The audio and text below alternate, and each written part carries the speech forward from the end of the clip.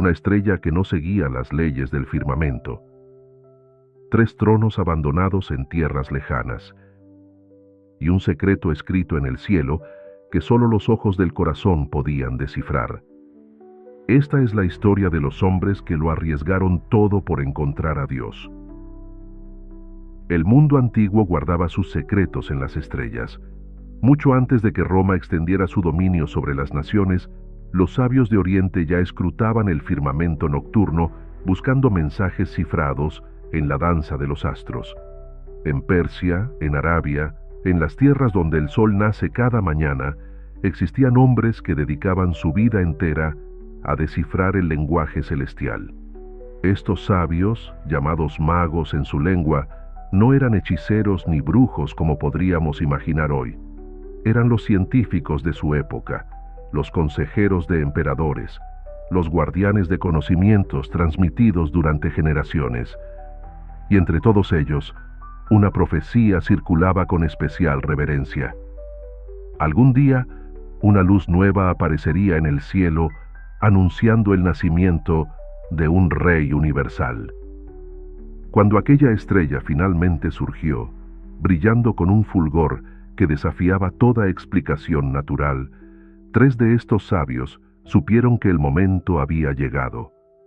Lo que ninguno de ellos podía imaginar era que su búsqueda de un monarca terrenal los conduciría hasta el umbral mismo del cielo. La tradición cristiana ha preservado con devoción los nombres de estos 3 peregrinos del Oriente. Melchor, cuya barba plateada hablaba de décadas consagradas al estudio de las profecías antiguas. Gaspar, el más joven de los 3, cuyos ojos brillaban con la pasión del descubridor. Y Baltasar, cuya piel oscura testimoniaba su origen en las tierras de Etiopía o del legendario reino de Saba. 3 hombres de 3 horizontes distintos, como si el mundo entero hubiera decidido enviar a sus mejores hijos al encuentro del misterio. No eran hombres comunes. Melchor había dedicado su existencia a estudiar los escritos de Daniel, aquel profeta hebreo que siglos antes había servido en la corte de Babilonia y había anunciado la llegada de un reino que jamás sería destruido. Gaspar dominaba las artes de la astronomía caldea con una maestría que le había ganado fama entre los sabios de su generación. Conocía cada constelación, cada ciclo lunar, cada movimiento planetario. Baltasar, por su parte, era un hombre de mundo, comerciante de especias preciosas, conocedor de las rutas del incienso y la mirra. Había escuchado de labios de mercaderes judíos las antiguas esperanzas de un Mesías liberador. Cuando la estrella apareció, ninguno de ellos dudó. No era un astro como los demás. No seguía la trayectoria predecible de los planetas, ni el curso fijo de las estrellas conocidas. Era una luz nueva, una señal que parecía dirigida específicamente a quienes supieran interpretarla. Cada uno, en su propia tierra, sintió la misma llamada irresistible. Las crónicas antiguas sugieren que sus caminos se cruzaron en algún punto de las grandes rutas caravaneras, quizás cerca de las ciudades comerciales de Palmira o Petra. 3 desconocidos unidos por una certeza que no podían explicar con palabras. Debían seguir aquella luz hasta su origen, costara lo que costara. Abandonaron sus hogares, sus responsabilidades, todo aquello que les daba seguridad. Melchor dejó atrás una vida de estudio contemplativo. Gaspar renunció a su posición de privilegio. Baltasar confió sus negocios a manos ajenas. El viaje que emprendían no tenía fecha de retorno ni garantía de éxito. Solo tenían la estrella, el cielo nocturno como mapa, y una fe más antigua que cualquier religión. La convicción de que el universo tiene sentido, de que los signos celestes hablan verdades eternas, y de que quien busca con sinceridad encontrará aquello que busca. El desierto no perdona a los incautos. Durante semanas interminables, los 3 sabios atravesaron extensiones de arena donde el horizonte temblaba bajo un sol implacable. Las noches traían un frío que calaba hasta los huesos, obligándolos a acurrucarse junto a las hogueras mientras sus camellos descansaban bajo el manto de estrellas. Cada jornada era un acto de fe renovada.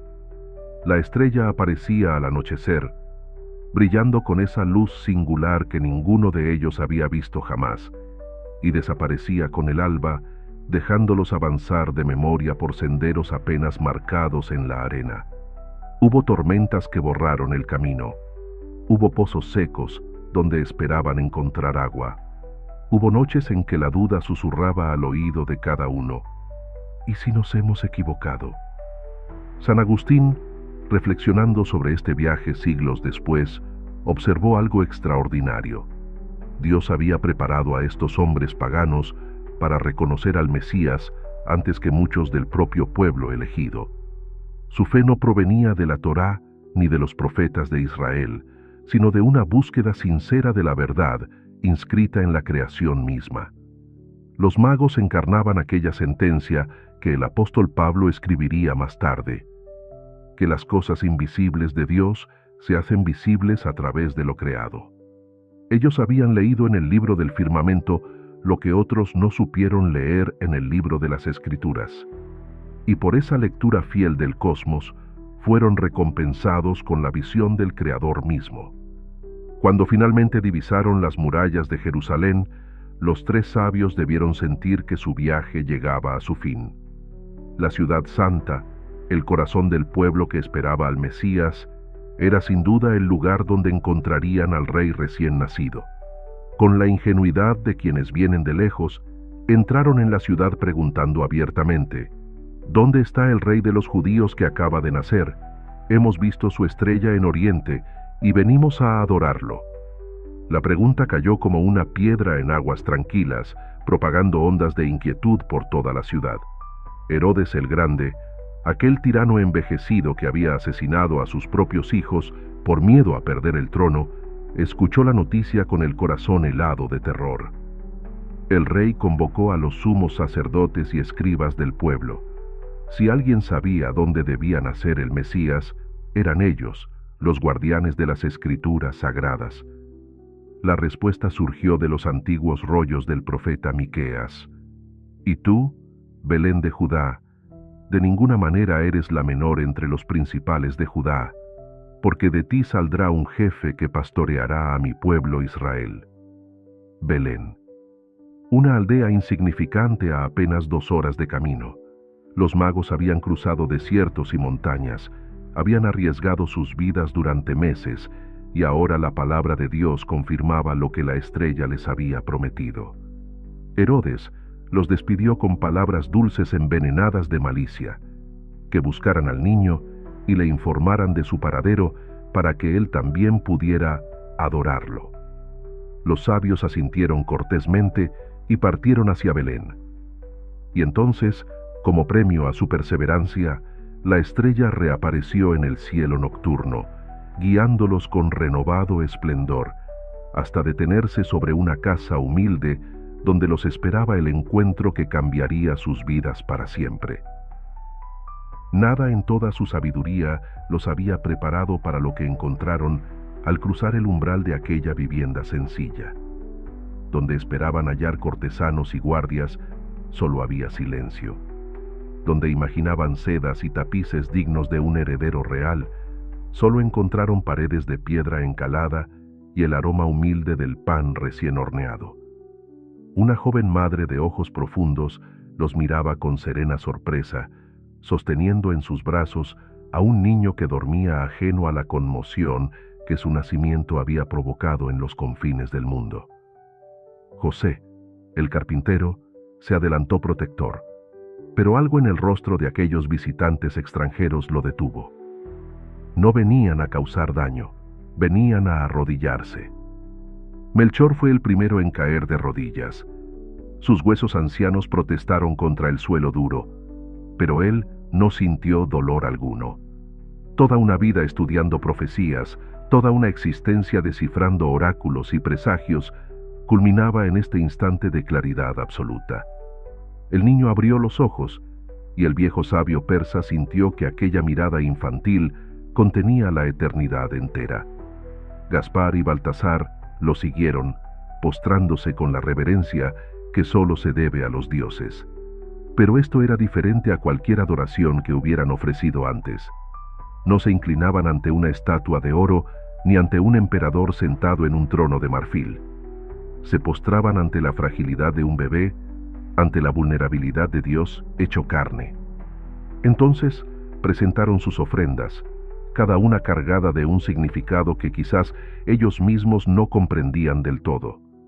El oro de Melchor reconocía la realeza del niño, el derecho soberano de aquel pequeño a gobernar no solo Israel, sino todos los pueblos de la tierra. El incienso de Gaspar ascendió en espirales aromáticas, confesando sin palabras la divinidad oculta bajo aquella apariencia humana, el misterio de un Dios que había elegido hacerse tan pequeño como nosotros, y la mirra de Baltasar, aquel ungüento precioso usado para embalsamar a los muertos, profetizaba sin saberlo el precio que este rey pagaría por su pueblo: una cruz, una tumba prestada y la victoria definitiva sobre la muerte misma. María guardaba todas estas cosas en su corazón, contemplando cómo el plan de Dios se desplegaba ante sus ojos a través de estos peregrinos venidos del fin del mundo. Aquella noche, mientras el silencio de Belén envolvía la pequeña casa, los tres magos experimentaron algo que transformaría el resto de sus días. En sueños, un ángel se presentó ante cada uno con el mismo mensaje urgente: no debían volver a Herodes. El tirano había mentido. Su intención no era adorar, sino asesinar. Despertaron casi al unísono, compartieron en susurros lo que habían visto y comprendieron que su misión había cambiado. Ya no eran buscadores de una verdad lejana, ahora eran guardianes de un secreto sagrado. Antes del amanecer, emprendieron el regreso por caminos diferentes, llevando en el corazón la imagen de aquel niño que era más que un rey, más que un profeta, más que todo cuanto habían imaginado. Habían venido siguiendo una estrella, pero regresaban iluminados por una luz interior que ninguna noche podría apagar jamás. El camino de regreso se extendía ante ellos como una promesa y un desafío. Los tres sabios cabalgaban en silencio bajo un cielo que ahora les parecía diferente, como si cada estrella hubiera adquirido un nuevo significado después de lo que habían presenciado. Ya no eran los mismos hombres que habían partido meses atrás de sus lejanas tierras. Algo había muerto en ellos aquella noche en Belén: la ambición de conocimiento por el conocimiento mismo, el orgullo de quienes creen saberlo todo, la ilusión de que la sabiduría humana puede abarcar el misterio de lo divino. Y algo había nacido en su lugar: una certeza humilde, una paz que sobrepasaba todo entendimiento, la convicción de haber tocado con sus propias manos el borde del manto de Dios. Las tradiciones orientales, recogidas en manuscritos siríacos y armenios, narran que los magos no se separaron inmediatamente tras su regreso. Antes bien, permanecieron juntos durante un tiempo, compartiendo lo vivido, intentando poner palabras a lo inefable. ¿Cómo explicar a sus pueblos que el Rey del universo había elegido nacer en una aldea olvidada? ¿Cómo transmitir que la omnipotencia divina se había manifestado en la debilidad de un recién nacido? Decidieron guardar silencio prudente, esperando el momento oportuno.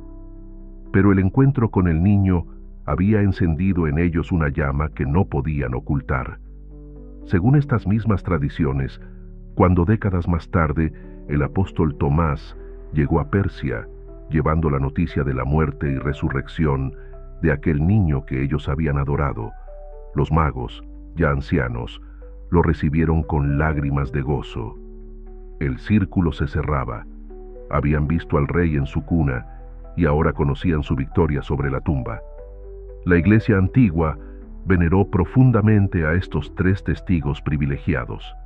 La emperatriz Santa Elena, madre de Constantino, habría localizado sus restos mortales en Persia y los trasladó a Constantinopla para que recibieran la honra debida. De allí pasaron a Milán cuando el obispo Eustorgio, los llevó como preciada reliquia en el siglo IV.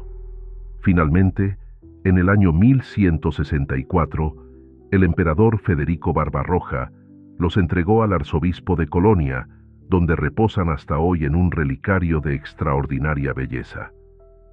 Peregrinos de toda Europa han acudido durante siglos a venerar estos restos, recordando que la fe cristiana no conoce fronteras de raza ni de cultura.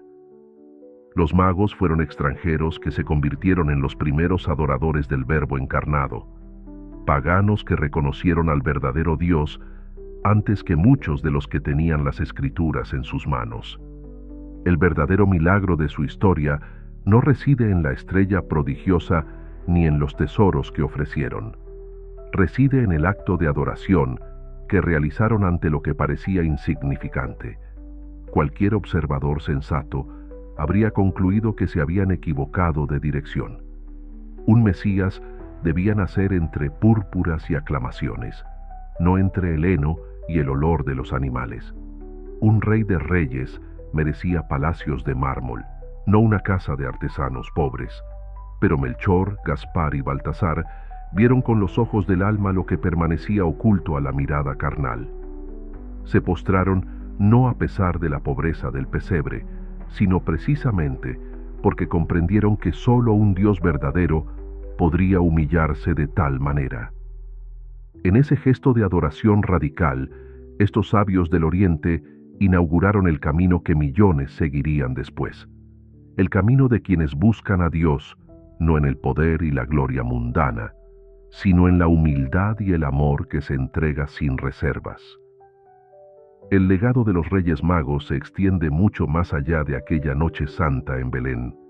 San León Magno, en sus célebres homilías sobre la Epifanía, proclamaba que en estos tres peregrinos se cumplía la promesa hecha a Abraham, que en su descendencia serían bendecidas todas las naciones de la tierra.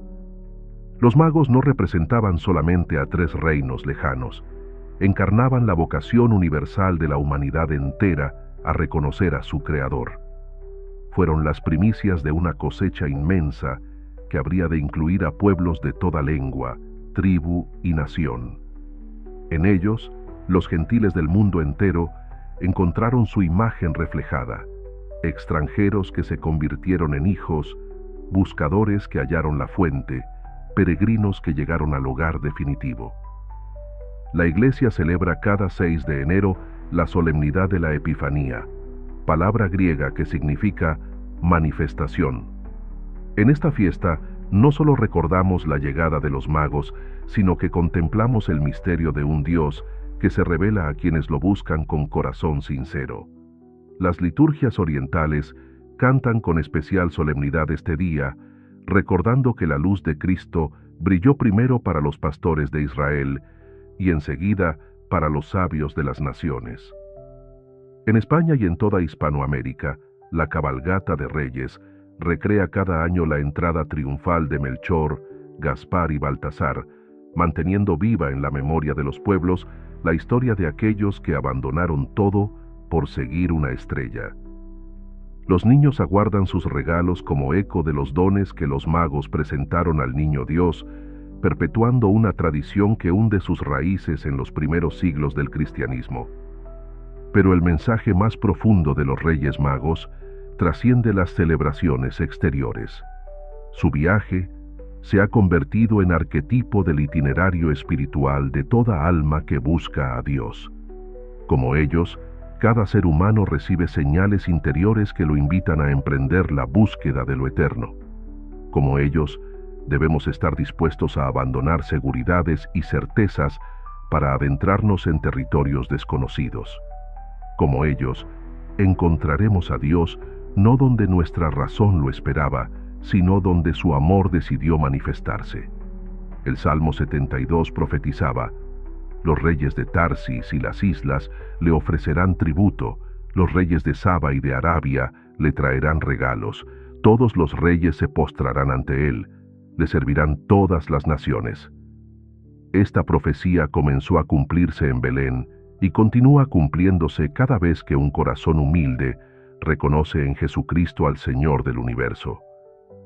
La estrella que guió a los magos sigue brillando hoy para quienes tienen ojos para verla. No es ya una luz en el firmamento exterior, sino la luz interior de la fe que ilumina el camino hacia el encuentro con Cristo. Los padres de la Iglesia enseñaban que cada sacramento, cada página de la Escritura, cada acto de caridad auténtica es una estrella que nos conduce hacia Belén. Y Belén está en todas partes donde Cristo se hace presente. En la Eucaristía que prolonga su encarnación, en el prójimo que sufre y necesita nuestra ayuda, en el silencio de la oración, donde el alma encuentra a su Dios. Los magos nos recuerdan que la verdadera sabiduría no consiste en acumular conocimientos, sino en saber postrarse ante el misterio que nos sobrepasa y nos abraza al mismo tiempo. Tres hombres de horizontes distintos, unidos por una estrella y transformados por un encuentro. Melchor, Gaspar y Baltasar nos dejaron la lección más valiosa que el alma humana puede aprender: que Dios se revela a quienes lo buscan con sinceridad, sin importar de dónde vengan ni cuánto hayan errado en el camino. Ellos no poseían las escrituras de Israel, no pertenecían al linaje de Abraham, no conocían las promesas hechas a los patriarcas, y sin embargo, fueron los primeros en postrarse ante el Verbo hecho carne. Su viaje continúa hoy en cada corazón inquieto que levanta la mirada buscando señales de lo eterno. La estrella que los guió sigue brillando para quienes se atreven a abandonar sus propias seguridades y emprender el camino hacia Belén. Porque Belén no es solo un lugar en el mapa, es el punto donde el cielo toca la tierra, donde lo infinito se hace pequeño, donde Dios espera a quienes tienen la humildad de buscarlo. Que el ejemplo de estos tres peregrinos nos impulse a seguir nuestra propia estrella interior, a ofrecer al Señor los tesoros de nuestra vida y a regresar transformados por el encuentro con aquel que es luz del mundo. Santos Melchor, Gaspar y Baltasar, primeros adoradores de entre las naciones, rogad por nosotros.